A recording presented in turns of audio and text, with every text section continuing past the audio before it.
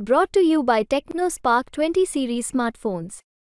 महाविकास आघाडीसोबत जागा वाटपाच्या चर्चा अपयशी ठरल्यानंतर आता प्रकाश आंबेडकर यांनी त्यांचे उमेदवार स्वतंत्रपणे उभे करण्यास सुरुवात केली आहे। महाराष्ट्रामध्ये वेगवेगळ्या ठिकाणी प्रकाश आंबेडकरांनी प्रभावी चेहरे शोधून त्यांना उमेदवारी जाहीर करण्यास सुरुवात केली आहे। अमरावतीमधून नवनीत राणा यांना भाजपकडून उमेदवारी जाहीर करण्यात आली आणि त्यानंतर वंचितने त्यांचा उमेदवार रिंगणात उतरवला। 29 वर्षीय युवतीला प्राजक्ता पिल्लेवान यांना वंचितकडून उमेदवारी जाहीर करण्यात आली आहे। परंतु आता याच अमरावतीच्या जागेवरून आंबेडकर कुटुंबामध्ये मिठाचा खडा पडलाय। ते नेमकं प्रकरण काय आहे? आनंदराज आंबेडकर यांनी वंचितवर नाराजी का व्यक्त केली आणि त्यांच्या पत्राला प्रकाश आंबेडकर यांच्या पक्षाकडून काय उत्तर देण्यात आलं, या प्रश्नांची उत्तरे जाणून घेऊयात। नमस्कार, मी अतिक शेख आणि तुम्ही पाहताय मुंबई तक। प्रकाश आंबेडकर यांनी अमरावती लोकसभेसाठी नवनीत राणा यांच्या विरोधात 29 वर्षीय प्राजक्ता पिल्लेवान यांना तिकीट दिलं आणि त्यानंतर वंचितने पाठिंबा दिला नाही। आम्ही अनेकदा वंचितशी चर्चा केली, परंतु वंचितने पाठिंबा न दिल्यामुळे आम्ही उमेदवारी माघार घेत असल्याचं वक्तव्य, तसं एक पत्र रिपब्लिकन सेनेचे जे अध्यक्ष आहेत आनंदराज आंबेडकर यांनी तसं एक पत्र जाहीर केलं, वंचितवर नाराजी व्यक्त केली आणि त्यानंतर वंचितने तातडीने एक पत्र जाहीर केलं आणि त्यामध्ये आम्ही आमचा उमेदवार माघार घेतोय, जर तुम्ही लढणार असाल तर आम्ही तुम्हाला पाठिंबा देण्यास तयार असल्याचं जी भूमिका आहे ही वंचितकडून घेण्यात आली। आता रिपब्लिकन सेनेचे आनंदराज आंबेडकर जे प्रकाश आंबेडकर यांचे सख्खे भाऊ आहेत, त्यांनी सुरुवातीला पत्र जारी केलं आणि त्या पत्रात त्यांनी नेमकं काय म्हटलंय हे आपण सुरुवातीला पाहूयात। आनंदराज आंबेडकर यांनी पत्र लिहिलं, रिपब्लिकन सेनेच्या लेटरवर त्यांचं पत्र समोर आलंय। त्यामध्ये ते म्हणतात, मी आनंदराज यशवंत आंबेडकर या पत्राद्वारे अमरावतीच्या संविधानप्रेमी जनतेस कळवतो की RSS प्रणित भाजप सरकारने संविधान बदलण्याचा जो निश्चय केलाय त्याला संविधानिक प्रत्युत्तर म्हणून मी अमरावती लोकसभा मतदारसंघातून माझी उमेदवारी निश्चित केली होती।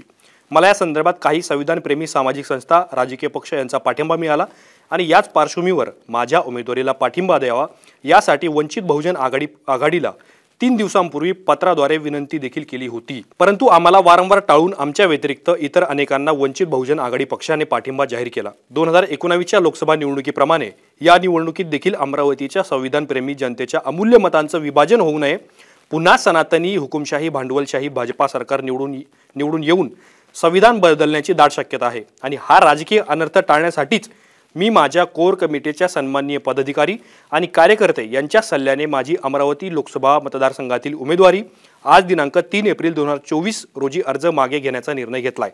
परंतु तरी सुद्धा या निवडणुकीत वंचित बहुजन आघाडी पक्षाच्या उमेदवाराला आमचा पाठिंबा असेल असं मी जाहीर करत आहे। म्हणजे आनंदराज आंबेडकर त्यांच्या पत्रातून आम्ही काही दिवसांपूर्वी वंचित बहुजन आघाडीला पाठिंब्यासाठी विनंती केली होती, तसं पत्र देखील दिलं होतं असं सांगण्याचा प्रयत्न करत आहेत, परंतु त्यांच्याकडून त्यांना उत्तर न देता दुसरीकडे दुसऱ्या पक्षांच्या उमेदवारांना वंचित पाठिंबा देतंय, त्यामुळं ते कुठेतरी नाराज होत असल्याचं त्यांनी पत्राद्वारे सांगितलंय।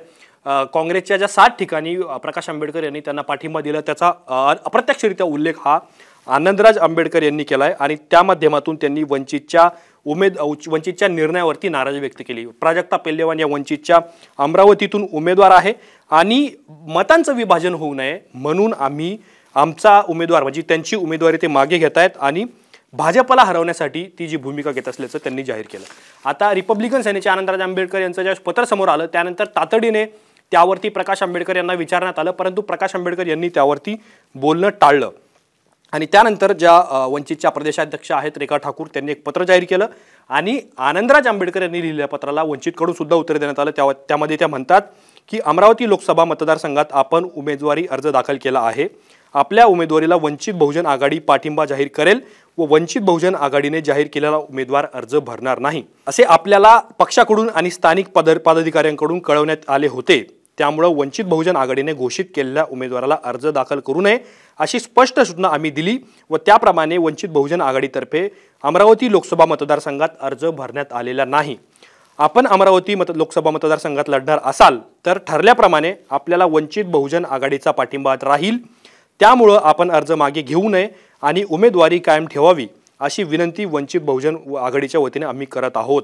म्हणजे एकीकडे आनंदराज आंबेडकर म्हणतात की 3 दिवसापूर्वी आम्ही तुम्हाला पत्र पाठवलं होतं, पाठिंब्याची विनंती केली होती आणि त्यानंतर ज्या रेखा ठाकूर आहेत वंचित बहुजन आघाडीच्या प्रदेशाध्यक्षा त्यांनी त्यांच्या आरोपाला असं उत्तर दिलं की आम्ही तुम्हाला तुमच्या स्थानिक जे नेते आहेत त्यांच्या माध्यमातून तुमच्यापर्यंत मेसेज पोहोचवला होता, परंतु तरी सुद्धा जर तुम्ही निवडणूक लढणार असाल, तुम्ही जर अर्ज मागे घेणार नसाल तर आम्ही आमचा उमेदवार मागे घेऊ, त्यांना उमेदवारी भरू नये अशा सूचना आम्ही त्यांना केलेल्या आहे।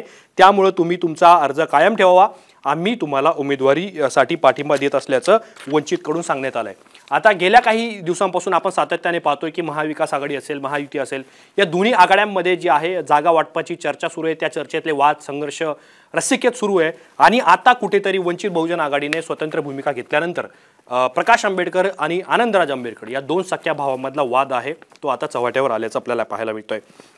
आता आनंदराज आंबेडकर यांनी जर उमेदवारी कायम ठेवली तर वंचित कदाचित त्यांचा उमेदवार मागे घेऊ शकतो, ज्या प्राजक्ता पिल्लेवाने त्यांचा अर्ज भरला जाणार नाही।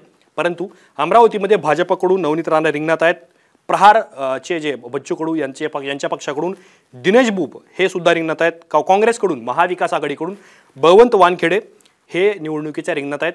आणि त्यानंतर आता वंचितच्या पत्रानंतर प्रकाश आंबेडकरांचे बंधू आनंदराज आंबेडकर नेमकी काय भूमिका घेणार याकडे सुद्धा सर्वांचं लक्ष लागलेलं आहे। आणि जर आनंदराज आंबेडकर यांनी अर्ज मागे घेतला नाही आणि वंचितचा पाठिंबा त्यांनी जर घेतला तर एक प्रकारे चौरंगी लढत ही आपल्याला अमरावतीमध्ये होताना दिसणार आहे।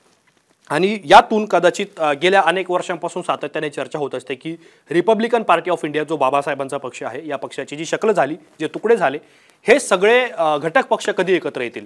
आणि आता आनंदराज आंबेडकर यांच्या पत्रानंतर वंचितने जी नरमाईची भूमिका घेतली आहे, प्रकाश आंबेडकर यांनी त्यांच्या भावाच्या नाराजीनंतर जी काही नरमाईची भूमिका घेतली आहे, त्यामुळं आंबेडकर बंधूंचं मनोमिलन होणार का हा सुद्धा प्रश्न राजकीय वर्तुळामध्ये चर्चेला आलाय। अमरावतीच्या या लोकसभेच्या सीटवर चौरंगी लढतीवर आणि प्रकाश आंबेडकर आणि आनंदराज आंबेडकर यांच्या वादावर आणि आंबेडकर भावांचं मनोमिलन होणार का या सगळ्या प्रश्नांवर तुम्हाला काय वाटतं हे आम्हाला कमेंट बॉक्समध्ये कळवा। असेच माहितीपूर्ण व्हिडिओ पाहण्यासाठी मुंबई तकच्या YouTube चॅनलला सबस्क्राईब करायला विसरू नका।